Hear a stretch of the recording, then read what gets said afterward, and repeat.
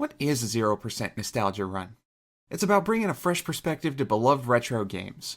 Whether they're all-time greats or cult classics, if there's nostalgia for it and you've got none of it, then it's fair game. To get this train rolling, I decided to go with Final Fantasy VIII. Call me weak, but I wanted to start off easy by talking about one of the least divisive entries in the franchise. Oh wait, that was 7. Screw it, I've already got the footage, we're doing this!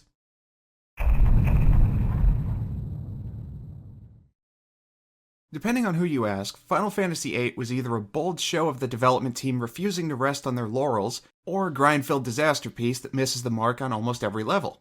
It's hard enough to make a sequel that a majority of your fans are happy with as it is. Having to create the follow-up to Final Fantasy VII, the game that set the standard for console RPGs for an entire generation, which firmly entrenched the PS1 as a must-have system, and which spawned an entire sub-series? Well, that's just not fair. Expectations were sky high, and director Yoshinori Kitase and his team were caught between a rock and a hard place. Change too much and people will hate it for being nothing like its legendary predecessor. Change too little and people will hate it for being more of the same. Considering how often fans complain about how unlike 7 this game is, you can probably guess which direction they took in the end. You play as Squall, a brooding loner named for a natural phenomena who wields a comically large sword. Okay, so not everything is unlike the previous game. Then you have the lighter-haired rival named Seifer who also wields a sword. You know, it seems so blatant that I have to wonder if these similarities were put there intentionally, almost as a way to trick players of 7 into thinking that they were in for a similar journey before slapping them across the face with 8's gonzo-ass plot. Don't worry, we'll get to that soon enough. Anyways, Squall is a student at Balam Garden, a school where children are trained to become members of the elite mercenary group known as SEED. Now that concept and the resulting mile-long list of ethical concerns seems like something you could build a whole story around, but I believe I've already spent more time discussing it than Final Fantasy VIII does in 30+ hours. The main purpose of making Squall and his buddies mercs seems to be to explain how you earn money in this game. Contrary to what you'd expect from a Squeenix RPG of this time, you don't earn money from defeating enemies. Instead, you get money at fixed intervals based on your seed rank. I looked it up after the fact, but I had zero clue for my entire playthrough how to affect this ranking in any way. I never really lacked for money though, so I guess it didn't matter all that much. It would have been nice if any of this got explained to me. I tend to assume that there aren't any hidden systems in a game when it spends the opening hours stopping to show me a step-by-step tutorial on basically everything. While you're still trying to wrap your head around how dystopian a world must be to rely on teenagers to fight its wars, you're introduced to Final Fantasy VIII's main gameplay concept, junctioning. This is hands down what will make or break your enjoyment of this game. At first glance, this might seem like an evolution of 7's materia, but it is so much more involved than that. Your characters utilize magic by junctioning with one or more guardian forces, or GFs for short. This enables them to draw magic from enemies. Having to get new spells from enemies while you fight them rather than getting them as you level up or from specific materia might not seem extremely grindy in the long history of Squeenix RPGs, but then you notice something peculiar. You drew multiples of the same spell. See, rather than having a set amount of MP, they decided to reinvent the wheel and make spells function like items. Okay, you think, no big deal, I'll just draw a bunch so I've always got plenty. It caps at 100, and each character has a separate pool of spells. Oh, this is going to take some time.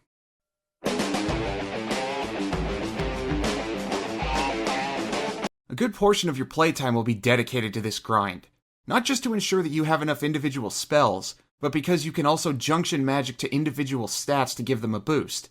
Cool idea on paper, one that gives you almost complete customization of your party members' stats and playstyle. But said boost is based on how much of that spell your character has, which means you can have upwards of 9 spells taking up space in your limited magic inventory that you won't be able to use unless you're willing to weaken that character. And that's without including the elemental and status effects you can junction to your attack and defense. I wound up rationing my magic so severely because of this that I almost never used spells outside of boss battles. And even there it was better to take advantage of being able to summon GFs at no cost and no cooldown. I mean, they can take damage while you're summoning them, but most of them have so much health that I could count on one hand the number of times I needed to revive a GF. The only thing these summons really cost you is time and patience. Final Fantasy is no stranger to spectacle with its summons, but these animations go on forever. It's especially trying when it takes you until Disc 3 to notice that PC port from 2013 you're playing With your swanky retrobit Sega Saturn USB controller, I might add, has a fast-forward option. I don't know how many hours of grinding I could have saved by using this from the start, but I'm pretty sure I wouldn't have been halfway through Trigun by the time I beat the game if I'd paid attention.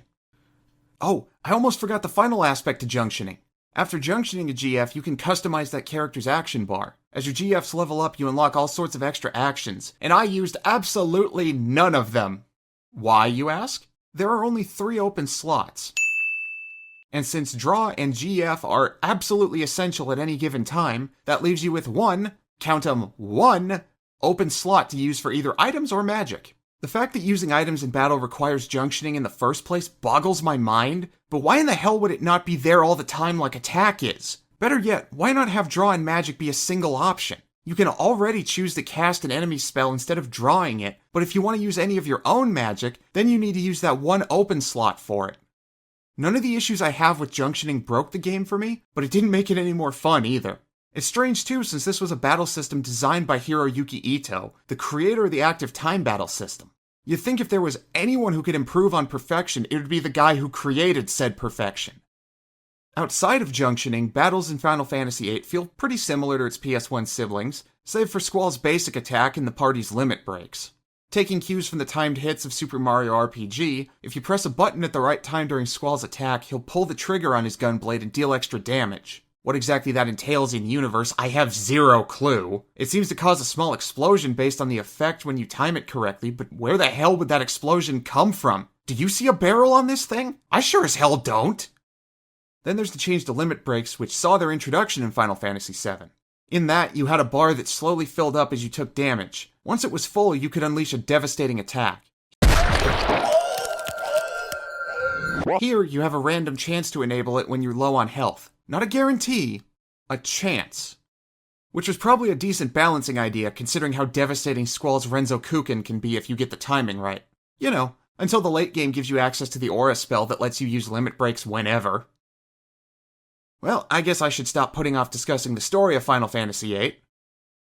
There is no way I can talk about this runaway roller coaster of a plot without spoilers, so if you're interested in playing this game spoiler-free, you're just gonna want to click away from this video right now. Are they gone? Alright, let's do this. After the opening FMV, Squall wakes up in the school infirmary, and it's quickly revealed that the epic duel between Squall and Seifer during the intro was actually a training duel, as Squall's instructor Quistis chides him for the dangerous fight. Good to know that these future mercenaries are instilled with the proper discipline so that they don't try to kill each other during training. And just to note that despite the whole hot teacher angle they seem to be going for with her, she's actually the same age as Squall, so it's totally okay that she's got the hots for him. Enough so that she personally helps him with the dungeon that he needed to clear in order to be eligible for the Seed final exam. Also, holy shit, this transition right near the beginning. That smooth movement from gameplay to cutscene while you still have control of your character is mind-boggling to see on a PS1 game. Initially, I thought it might have been more obvious on original hardware with disc processing and everything, but all the footage I could find was just as smooth. This happens throughout the game, and while the effect isn't exactly seamless, what with your characters remaining extremely blocky while everyone else is in Spirits Within vision, it's an impressive demonstration of how hard Square pushed the PS1 back in the day. Now, what exactly is this final exam Squall needed to qualify for? Is it A, a written exam, B, a one-on-one tournament that comes down to Seifer versus Squall, or C, Anime D-Day? If you answered C, then you've probably played this game before! Facing an invasion by the Republic of Galbadia, the Dalit Dukedom enlists Seed's aid in driving Galbadian forces out of their capital. Rather than fulfill their contract with properly trained soldiers, Balam's headmaster Sid opts to use this as the final exam. Those who pass will become full-fledged Seeds, but those who fail and are over the age of 18 will be expelled. I get not wanting the school filled with a ton of remedial students, but damn is that harsh! Especially when it seems to be the first time any of the cast have been in an actual war zone. But the game doesn't dwell on it, so why should I? This is also the point where Zell and a bit later on Selphie are introduced. With his hot-headed dumbassery, fighting everything by punching it, and Mike Tyson-style face tattoo, Zell feels like he's from a different game entirely. I think he was meant to be the comic relief, but I can't recall his antics ever making me so much as crack a smile. The fact that he squares up with monsters and punches them right in the face still puts him ahead of Irvine, though. As for Selphie, she actually does get a brief moment earlier in the game as the lost transfer student Squall can show around the school, But she doesn't get her proper intro until Seifer pulls a Leroy Jenkins midway through the assault on Dalit. Together, your trio will beat the crap out of Luke Skywalker's wingmen, forget to draw the incredibly useful healer GF beforehand, and completely fail to stop Galbadia's attempts to reactivate the satellite dish you were fighting near. Despite their utter failure, thanks to the fact that Galbadia retreated after accomplishing their goals, our heroes technically did their job, and they're rewarded with promotion to Seed status.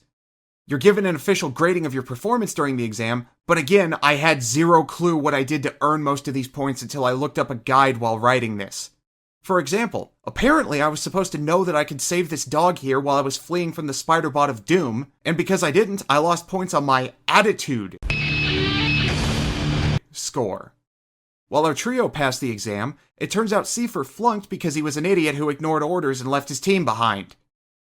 Naturally, he takes this well. Now that we've graduated, it's time to party! And Squall's just standing there in the corner of the room by himself because he's not comfortable at parties. My God, I wish that wasn't so relatable to me.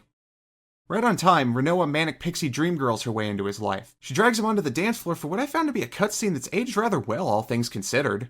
While the models are definitely showing their age, the animation has a great use of mocap and a fantastic example of visual storytelling to establish the dynamic between Squall and Renoa. Then Renoa gets distracted by something shiny and runs off. This gives Quistis the perfect moment to swoop in and drag Squall all the way to Fuck Butt Point, conveniently located just past the Garden of Death. This being the 90s, when the oblivious hero trope hadn't quite worn out its welcome, Squall completely fails to pick up on what Quistis is putting down. You know, it's still weird that they appointed an 18-year-old to teach a bunch of other teenagers how to murder. The faculty appears to agree with me too, as she mentions that she's no longer an instructor and now they're just colleagues, not teacher and student. Hint! Hint! Not long after, you're sent out on your first official mission as a seed to aid a resistance group in the town of Timber. But first, it's time to randomly pass out on the train ride there!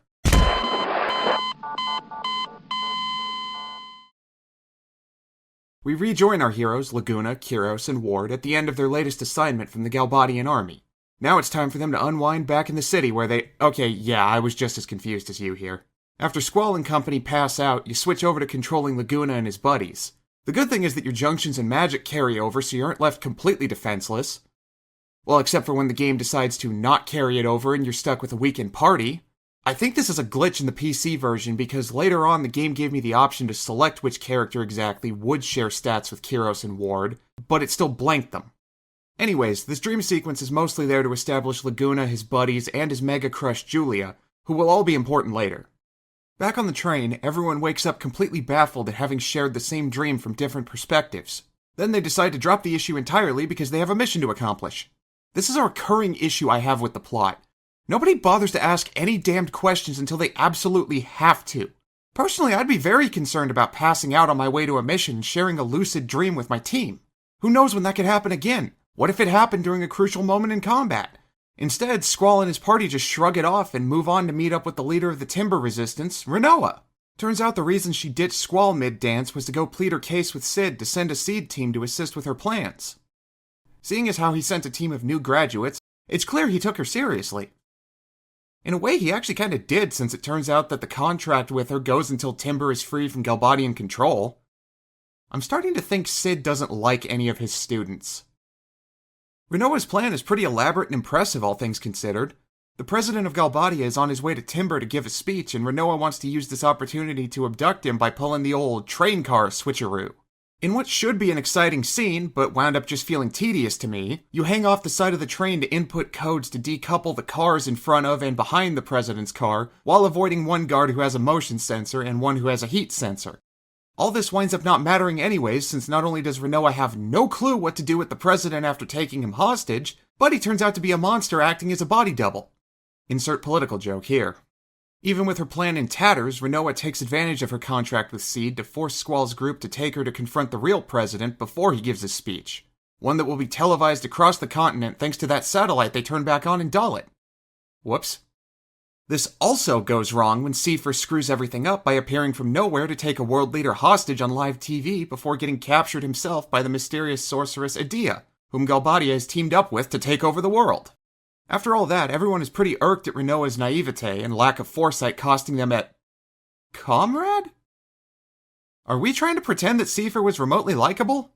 Sure, Rinoa talks a lot about him being super cool during the year he spent helping her and the Resistance, and he apparently went to Timber because he thought that our heroes were in over their heads.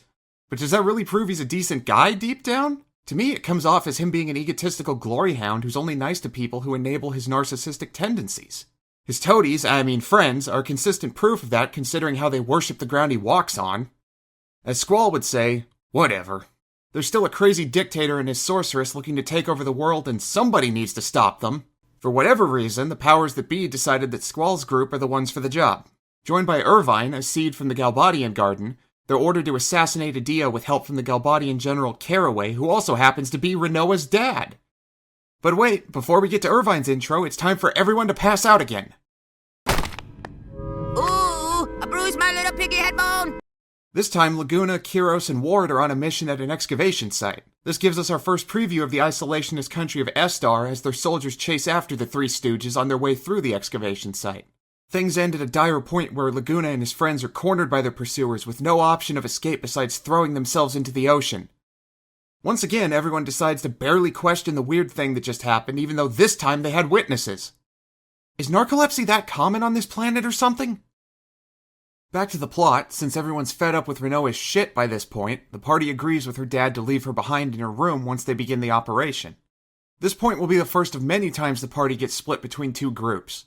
Luckily for those like me who prefer to keep the same party for most of the game, you can swap your junctions between characters so you don't need to worry about power leveling everyone. Enemies also scale to your level, which feels wrong in a game like this. But it is convenient.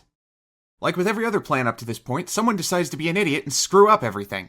This time, it's Quistis' turn as she decides that instead of waiting at the gatehouse like her team's supposed to in order to trap the sorceress during the parade, now's the perfect time to rush back to Rinoa's room and apologize for being a big fat meanie to her. Of course, Rinoa's already left by this point and gotten captured by Adia because she tried to confront the all-powerful magic user by herself with a half-baked plan to seal Adia's powers with a bracelet. So Quistis' team wind up being the ones trapped in the room. For as much as people like to hate on Squall, he and Selphie are the only members of the party to not screw everything up at some point in the game by being a massive idiot for no reason. Rinoa has her poorly thought out plans, Zell exclaims with cameras on that they're from Balam Garden, Quistis has this moment, and Irvine... Oh, we'll get to Irvine in Disc 2. So while Quistis and her team desperately rush to get back to the gatehouse, Squall and Irvine have to first rescue Rinoa from the consequences of her own actions before they can get into position. Oh, and Seifer's already pulled a Queasling because his childhood dream was to be the knight of a sorceress.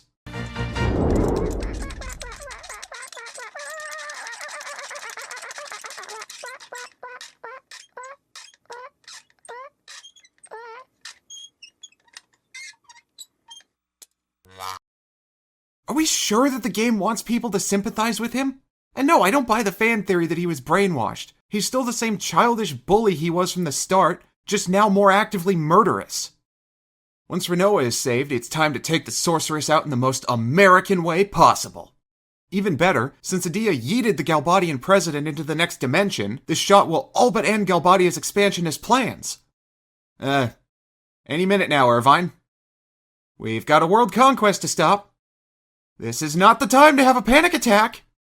Okay, I know that's the exact moment panic attacks like to pick, but seriously? Okay, finally! And it didn't work.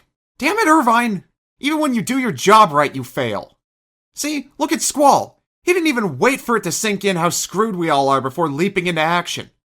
Why is it he's seen as a whiny emo who does nothing again? Time for the Disc 1 final showdown. Kick Seifer's ass like the weak sauce man-child he is before getting wrecked by Adia. Oh, that's not good. Oh, that's really not good. Well, damn, I guess Squall's dead. And we've got 3 more discs to go. I imagine by this point you're probably wondering how I could possibly find Final Fantasy VIII's plot so confusing when it's been straightforward as can be so far. Oh, you just wait until we get to Disc 2. That's when the real Final Fantasy VIII begins.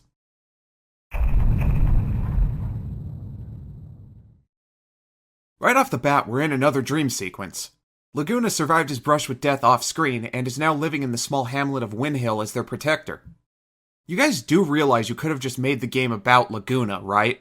Even with the limited screen time they get, he, Kiros, and Ward are still leagues more interesting than half the actual party you gave me, with a dynamic that makes me believe they would go to hell and back for each other. In the year Laguna has spent recuperating in Windhill, he's learned that Julia moved on and married General Caraway. That would explain why she looks like an older version of Renoa. It's fine though, because Laguna's already moved on himself. Now he's crushing big time on his neighbor Rain. Interesting. A woman named after a weather pattern. And Laguna's last crush was a main character's mom. Anyways, Laguna has also become an honorary uncle to a little girl named Elle, whom Rain looks after, and I'm sure will go on to live a happy life. After a few cutesy slice-of-life moments with Elle and Rain, Laguna sets out on his daily patrol to keep the town clear of monsters. He's soon joined by Kiros, who happens to be passing through. We also learn that Ward is still alive, but stuck working in a dead-end job as a prison janitor, unable to speak since his injuries at the excavation site. Can I give Ward a hug? Please? The flashback ends with Laguna worried he'll wake up somewhere else away from Rain and Elle. We rejoin our main cast in prison after their failed attempt to kill Adia. Turns out Squall is A-okay after that ice blast through the chest. I'll just save my sanity and assume that he's alive because magic. Seifer monologues for a bit to demonstrate how much of a man-child he is, before heading off to find some clamps for the car battery he plans on hooking up to Squall's nipples. After Renoa gets taken away by the guards, Zell finally fucking remembers that he fights by punching people so he doesn't need weapons to escape. Aided by these bipedal lion-looking creatures called Moombas and Irvine, who had to be forced by Renoa to go back to save everyone else, you have a massive panic attack as you desperately search for a save point because you forgot to save before going to bed as Laguna, and it's been nearly an hour now and you don't want to go back through all that dialogue, and oh thank sweet merciful Jeebus, there's one! Then, you make your escape, culminating in another cool hybrid FMV and live gameplay moment. Okay, everyone's free now, but thanks to Zell's big mouth, all the gardens are now being targeted by Galbadian missiles. Before you ask, during the torture session, it's implied that Seifer is either an idiot who forgot where Balam Garden is, or it's foreshadowing a later plot point about GFs. Either way, the heroes need to act fast before Balam Garden, as well as Selphie's home of Trabia Garden, are destroyed.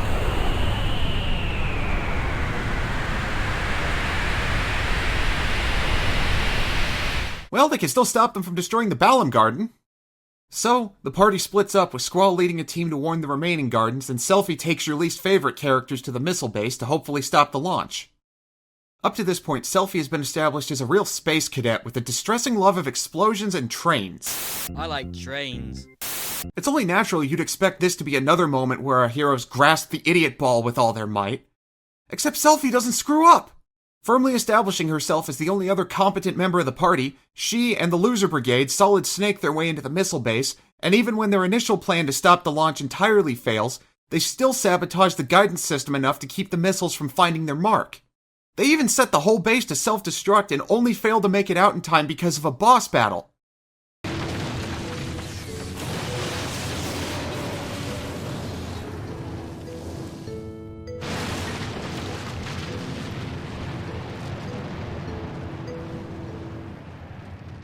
Truly, a brave ending for these characters. Wait, they're still on my party list. They're fine, everybody. False alarm. That Selphie didn't pull a Quistis is extremely helpful because Squall's team arrives at Balam Garden just in time for a coup attempt by some guy called the Garden Master. The teachers appear to have lost their damn minds and have unleashed monsters across the campus, demanding Sid's head be delivered to them on a silver platter. Yay! Now we have to hunt across the whole place trying to track down where Sid's at before these psychos do. Also, someone can do something about the whole missiles coming to destroy everything problem. You'll save several students from being murdered by faculty before finally finding Shu, who actually knows where Sid's at. His office. You know, I'd say I'm shocked that the Garden Master's black shirts were stupid enough not to personally check there just in case, but look at the idiots this school produces. You're able to warn Sid of the incoming strike, and he responds by sending you into the bowels of the garden to turn a couple wheels because this school can fly!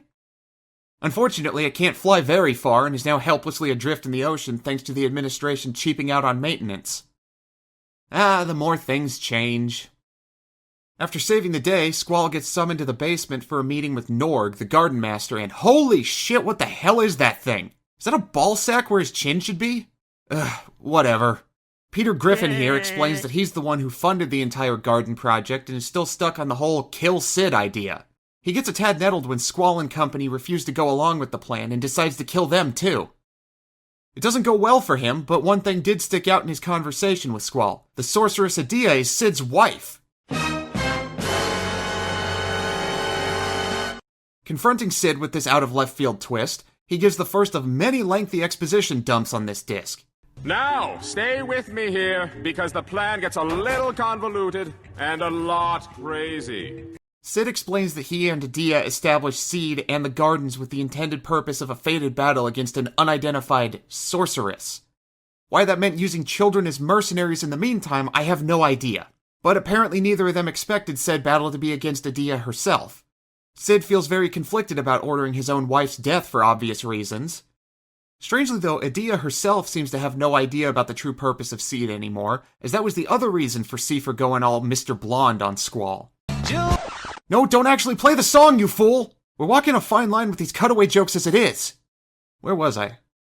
Oh yeah, Adia's got some serious poo brain going on and seems to have forgotten that she had a hand in establishing Seed at all. Speaking of Seed, a ship filled with people claiming to be Adia's seeds comes up alongside the floating garden and asks for you to hand over Elone, whom Galbadia is hunting for. She's also the little girl Elle from the Laguna sequences. Turns out she's been right under your nose the entire time. In fact, she first appears in the infirmary right at the beginning in the room right beside Squall's. In all honesty, I mistook her for Rinoa at the time and was very confused that neither Rinoa or Squall mentioned that meeting in the infirmary. Now for more insane info dumps. Elone explains to Squall that she's been the cause of his narcolepsy thanks to her power that allows her to send people back in time while they dream, but refuses to explain her motivation. With her mic now dropped, she departs with the other seeds, not to be seen again until Disc 3. After a quick stopover for repairs in the town of Pacifist where you reunite with Selphie and her two dorks, Squall is handed the reins to the whole garden by Sid. This is the point that apparently makes Squall whiny. See, because this 18-year-old who has been raised since the age of 10 to be a loyal soldier is overwhelmed by the weight of command thrust upon him and retreats into himself briefly, Squall is a whiner.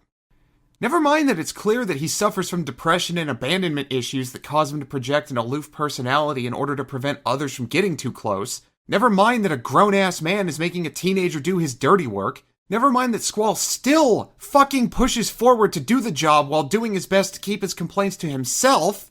He's a whiny emo with no right to feel any negative emotion whatsoever because his hometown didn't get burnt to the ground like Clouds did. Man, wouldn't it be crazy if this struggle was the focus of Squall's entire character arc as he learns to become a happier and more trusting person who's willing to be open with others? That sure would make the claim that he's a two-dimensional edgelord look ridiculous.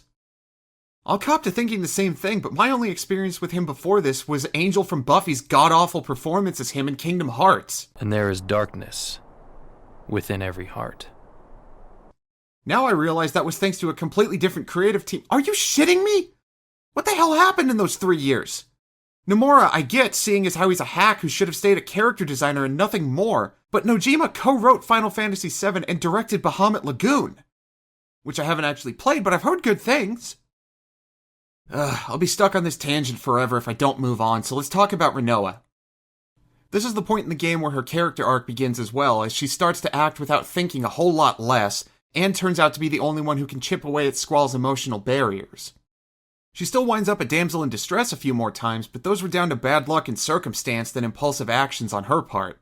After Disc 1, I found myself a lot less irritated by her presence. She's certainly not my favorite character, and I can understand other people being turned off by her childish antics early on, but I feel that she's in a similar boat as Squall of being unfairly hated on by fans. Who you should despise with every fiber of your being is Irvine. But we're not quite there yet. First of all, we need to give Squall and Rinoa their first kinda romantic moment while the rest of the party plays an Irish jig.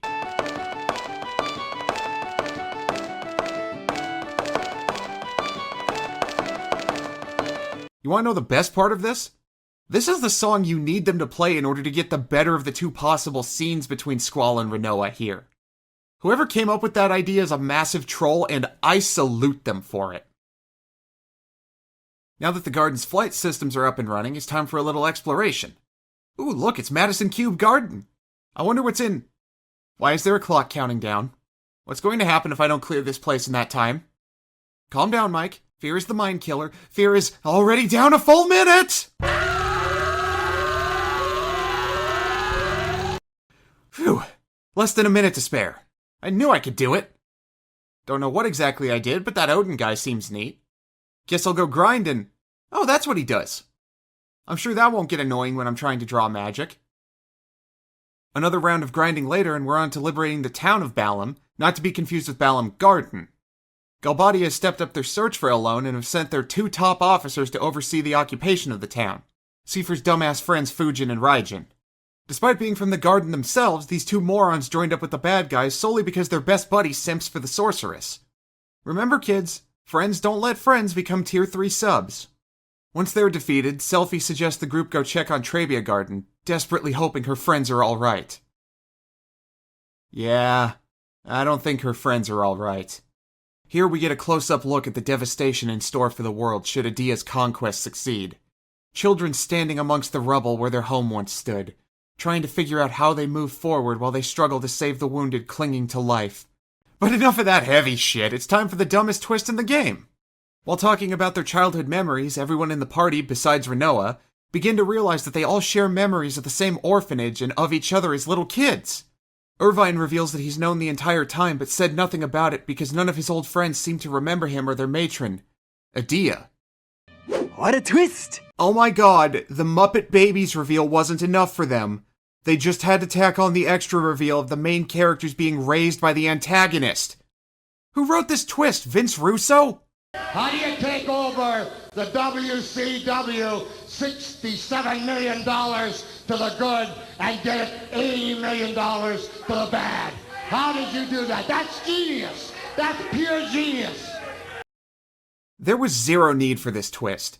It pretends to have real meaning by positing that their memory loss was caused by GF usage since Irvine was the most recent of the group to use junctioning, and that explanation does make sense. However, it changes nothing about the characters in any meaningful way, and the memory loss angle is rarely brought up again. In fact, I'm almost certain that nothing would change about the plot if you left these reveals on the cutting room floor.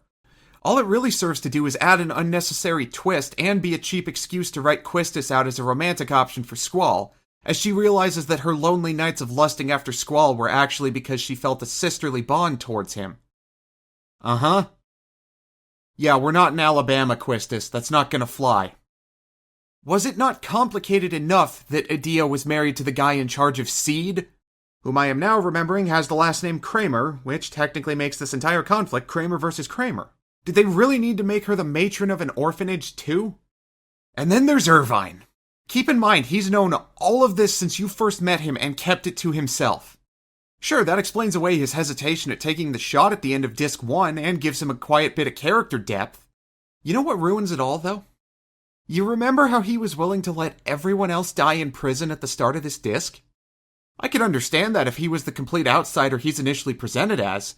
Except now I know that he was willing to let his childhood friends die, either out of pettiness over being forgotten, or simply because he's a chicken shit coward. Irvine never does anything in this game that he can't directly benefit from. Every heroic thing he does is either because he was forced to do so or because he thinks it'll help him bang Selphie, whom he was willing to let die a horrible death in Galbadian Gitmo. How is it that so many people came away from this game hating Squall and not Irvine? I mean, look at this douche. This guy absolutely drives a dually even though he lives alone in a mobile home park and never hauls anything anywhere. All he's missing is a name like Colt or Skylar, and he'd fit right in with the trash I grew up around in Wyoming. To save us all some time, I'll stop bitching about Irvine now. One flashback later, it's time for the big confrontation with Adia. She and Seifer have taken control of Galbadia Garden, so buckle them swashes for ship-to-ship combat and boarding actions. I want to make fun of the jet-powered bike troopers, but damn it, that actually reaches the point of being so stupidly over the top that it loops back around to being cool. This is the kind of stupid shit I love you for, Square. I also love the captured monsters the Galbadian Garden uses as its hockey team. Crap, now I want a Mighty Ducks game from Square. No, not those losers. The alien ducks from the hockey planet who moonlight as the actual Mighty Ducks of Anaheim. Where's my Disney Plus revival of that, you cowards? It doesn't take long into the assault for Renoa to wind up needing rescuing again. Hey, at least this time it was circumstance and not because she went on ahead of everyone else. Now, my first assumption when Zell promises to find some way to help her was to go and find some length of rope or something else to pull her up with. Basic logic, right? What you're actually supposed to do is have Zell go beg Squall to do the job for him. Naturally, everyone thinks Zell is a jackass for pawning off his work onto the guy in charge. No. They browbeat Squall about it because trying to be a good leader and focusing on being there for his troops to repel the next wave means he's a selfish monster. You then have to take the long way around for stupid reasons, forcing you into an awkward QuickTime event with a jetpack trooper. Up to this point, I didn't really mind the gameplay diversions like swapping out the train cars in Disc 1, but this is one of those moments that feels like it would have been better as a cutscene all the way through. It takes a lot of the coolness out of the moment when you realize all you have to do is bait him by guarding, then immediately punch. This gives Squall the perfect chance to pull a sci-fi Errol Flynn and rescue Renoa. Seriously though, that woman's got finger strength for days if she can hold on as long as she did. Before all this kicked off, Zell convinced Squall to give him his favorite ring and then gave it to Renoa. Now, in a normal world, this would be something they talk about after the battle is over. But this is not a normal world. You know what, I like these two crazy kids enough, I won't hold it against them. We meet up with the rest of the group, and at last everyone resolves to just go and punch Adia in her smug face. Finding out that she was basically their mom didn't really change how they approached this at all. While you power through Galbadia Garden, you run into Fujin and Raijin using their brains for once, as they acknowledge that this has gone too far. Then you fight your next GF Cerberus, and gain access to Triple, which is the best spell in the game. With this baby, you can cast the same spell 3 times with one action, giving you big spell damage and on-demand group healing. It's awesome. Finally, you make it to Adia's improvised throne room with Simpfer at her side, kick his ass like it was no trouble at all, then, oh come on! Get back here and die with honor! Okay, no problem, just gotta go back downstairs to the auditorium and... Where the hell is it? The game told me it was right below. This is right below the... Oh, they meant right below as in down the stairs and across the walkway. Silly me for thinking right below meant right below. Okay, now we fight... Seriously, Seifer? Dude, I can see you hunched over in agony. At this point, it feels like assisted suicide. I'd probably feel more conflicted if it weren't Seifer. Are we sure this time? Alright, I'm going all out and wow, that was easy. The plot's about to get more stupid and complicated, isn't it? Bring it on.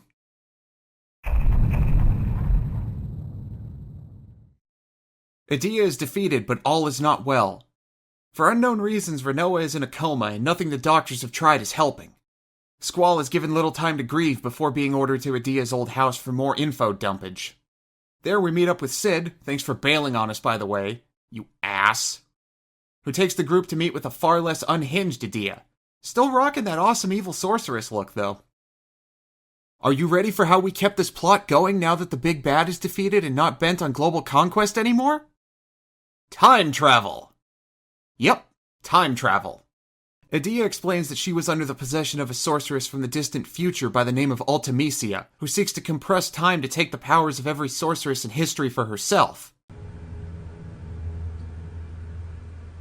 Right, yeah, of course. But she needs alone in her power to send people back in time through dreams to be able to cast the time compression spell. I hope you like the term time compression, by the way, because you're going to be seeing it a lot throughout the rest of the game. With the obvious solution of offing alone to prevent any of this from happening off the table because she also lived at the orphanage. At this point I'm shocked Ultimisia didn't grow up there too. Squall and his gang will have to track down the seed ship that took her. Squall also has his own plan of having Alone send him back in time before Renoa's victory-induced coma to save her. But first, a new disc means a new Laguna sequence. It's a mostly comedic relief section about Laguna filming a movie as he tries to find a way to sneak into S-Star to save Elle, who was kidnapped off-screen on the orders of S-Star's dictator, the sorceress Adele. There's a particularly dumb section where you have to fend off a real-ass dragon with a fake-ass gun blade. After a bit, Kiros and Ward show up with real weapons and you take down the dragon for good. Yeah, not a lot else happens in this bit. Back at the plot again, you find the seed ship at the ass end of the world and find out that Alone was taken by S-Star soldiers.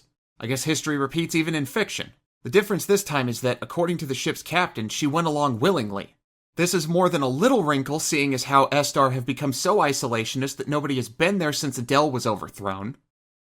Undeterred, Squall decides to hoof it across half an ocean with Renoa on his back, resolving to do whatever it takes to save the woman he's fallen for. What a whiner! Though it is irresponsible. Lucky for him, the rest of the party, and Adia, had a feeling he was going to do this and meet him at the end of the bridge. It's onward to the Great Salt Lake. Huh. Didn't realize S-Star was in Utah. A quick jaunt across the lake bed and you find a glitch in reality. Oh, I was wrong. It's only a cloaking shield hiding an entire futuristic city. They use those all the time in Utah to hide the Mavericks with the good froyo from tourists. Go up the cool elevator ride and, oh for fuck's sake! Welcome to the Laguna segment the last one should have been. He's finally made it inside Estar, but is stuck as prison labor, unable to fight back for... Actually, there's no reason at all. Kuros and Ward are one room over, and the second they decide to bust out, you fend off the guards with ease. During the escape, you overhear Dr. Odin, the man... clown... scientist guy... in charge of the experiments on El. For whatever reason, Laguna doesn't beat him within an inch of his life for this, and instead goes outside to meet with another escaped prisoner who turns out to be part of the anti-Adele resistance. I'll just go ahead and fast forward here, since we already know she gets overthrown, and get to the point where Laguna decides to confront Odin after all. It doesn't take much for him to give up El's location, and you easily rescue her. End of flashback.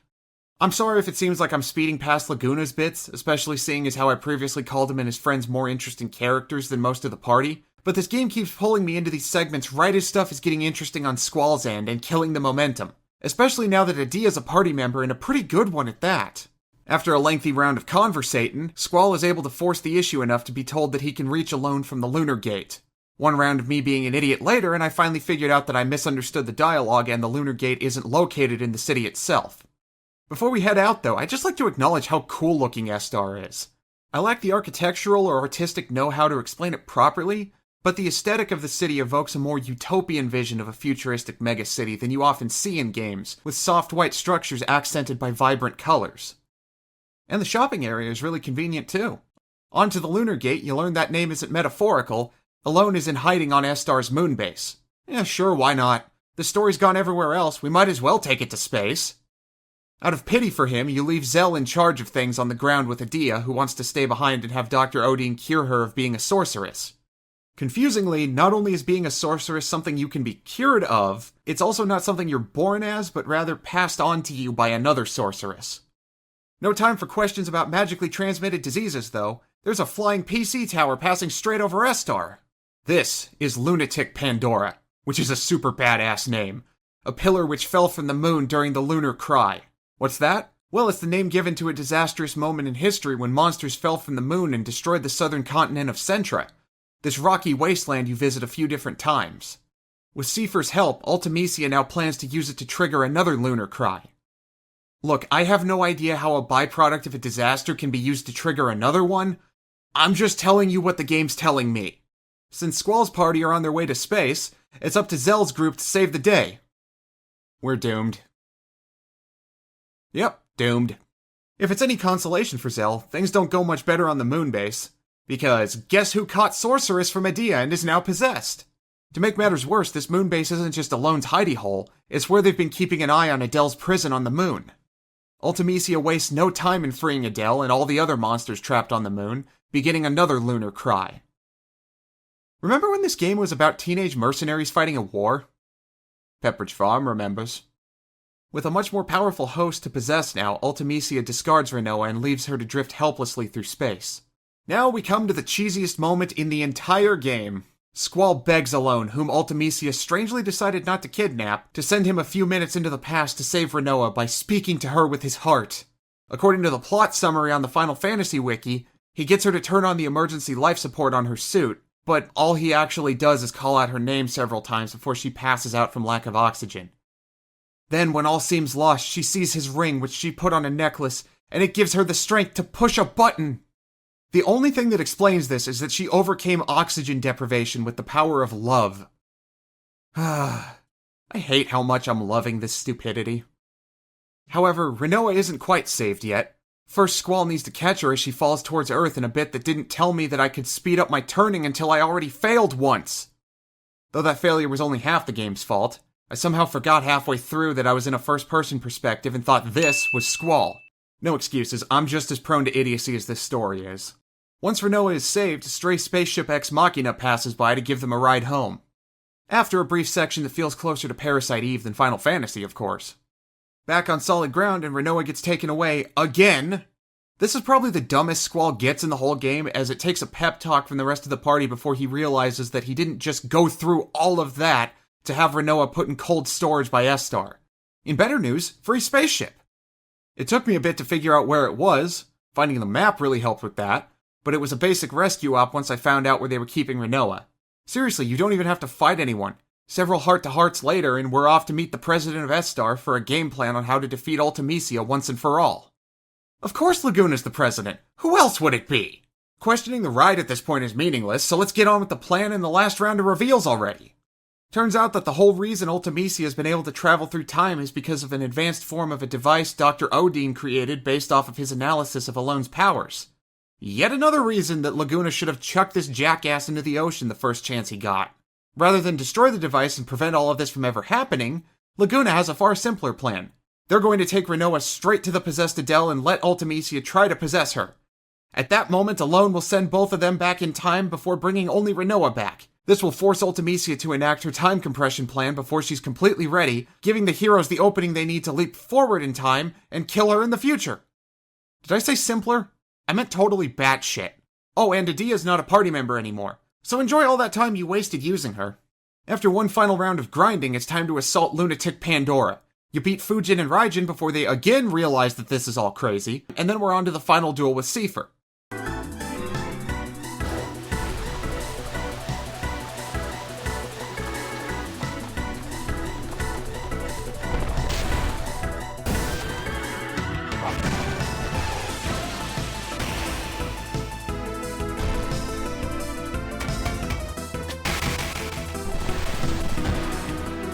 Holy shit, he actually did something.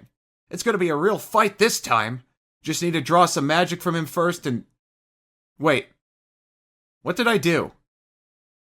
Did Seifer summon that?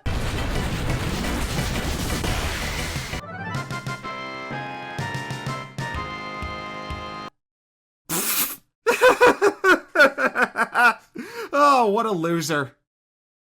Oh, nice. Real nice, Seifer. Just take her hostage, why don't you? Wait, why am I mad about this? Getting her close to Adele was the whole point of this. I say again, what a loser. Hard cut to disc 4.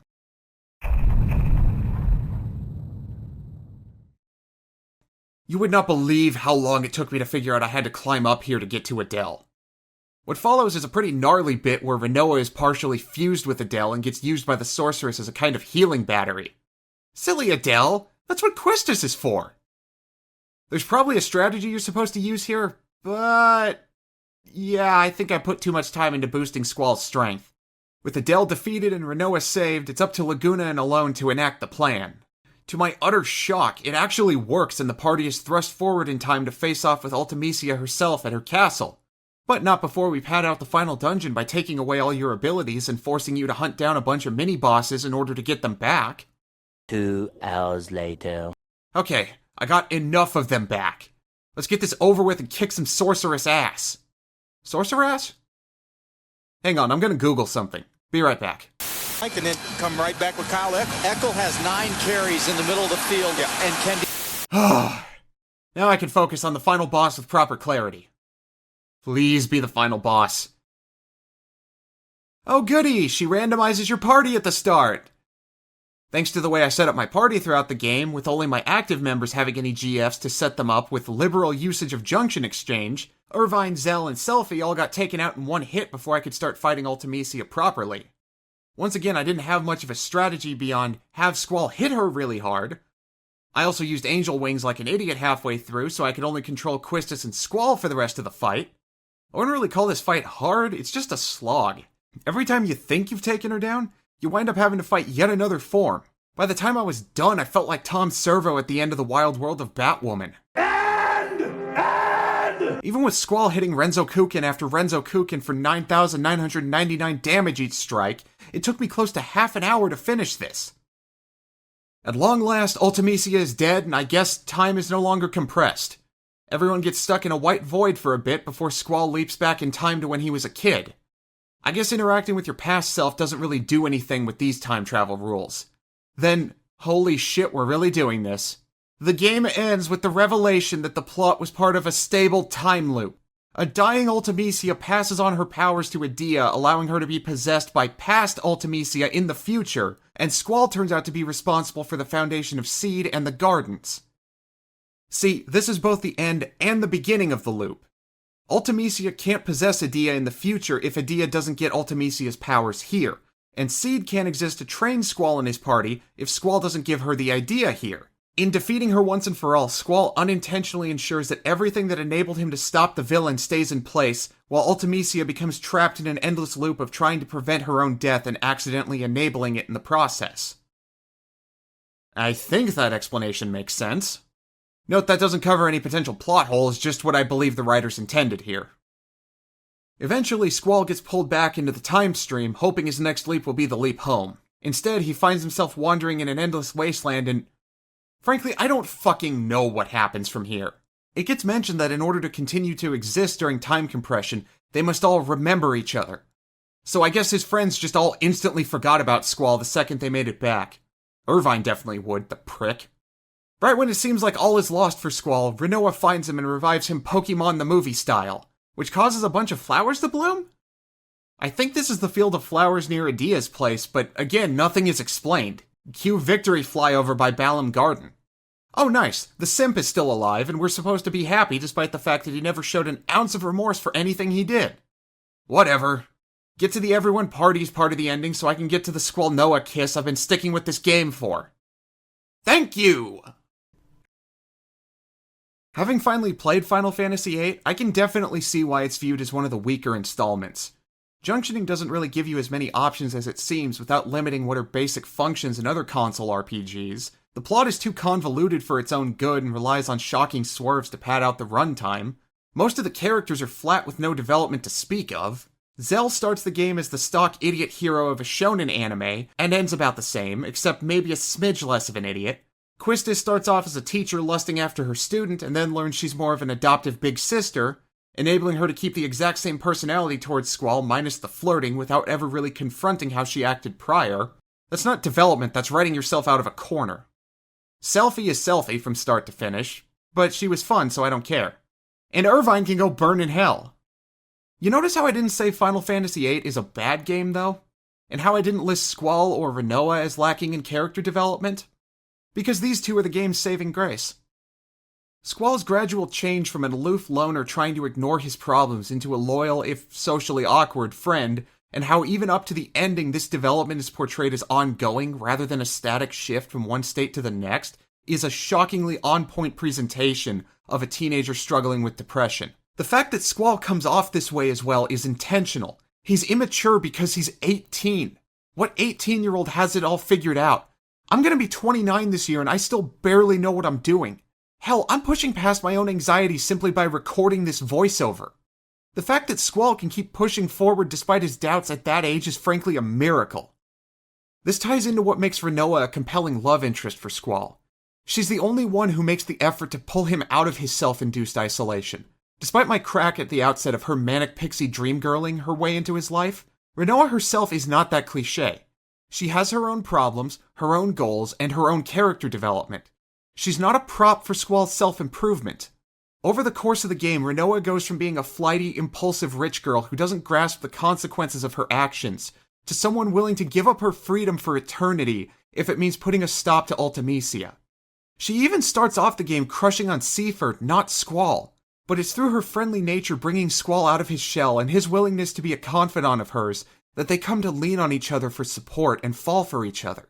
We probably could have had this arc sans a couple of the kidnappings, though. There are tons of problems with Final Fantasy VIII for sure, and I can't fault the people unwilling to overlook them for the good here. But the point remains that there is good here.